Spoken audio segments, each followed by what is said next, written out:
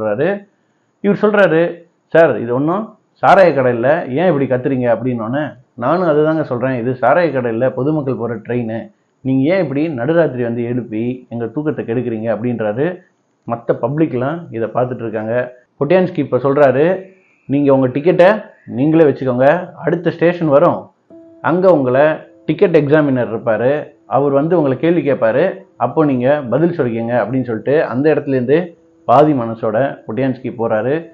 போகிற வழியில் அவர் திங்க் பண்ணுறாரு, நம்ம பண்ணது கரெக்டா, நம்ம கடமையை தானே பண்ணோம், ஏன் இவர் இவ்வளோ கோவப்படணும், இவரை வந்து நம்ம இப்படியே விடக்கூடாது, நம்ம பண்ணது கரெக்டு அப்படிங்கிறத புரியணும், அடுத்த ஸ்டேஷன்லேயே நம்ம நிலைய அதிகாரிகிட்ட போய் இந்த விஷயத்த சொல்லி என்னோட கடமை என்ன, நான் செஞ்சது சரிதான்னு அவரை விட்டு இந்த ஆள்கிட்ட சொல்ல சொன்னாதான் அவருக்கு புரியும்ன்ட்டு முடிவு பண்ணுறாரு. ட்ரெயின் கொஞ்சம் தூரம் போய் அடுத்து பக்கத்தில் இருக்க ஒரு ஸ்டேஷனில் 5 நிமிடம் நிற்குது. அங்கேருந்து அதிகாரிகிட்ட நிலைமை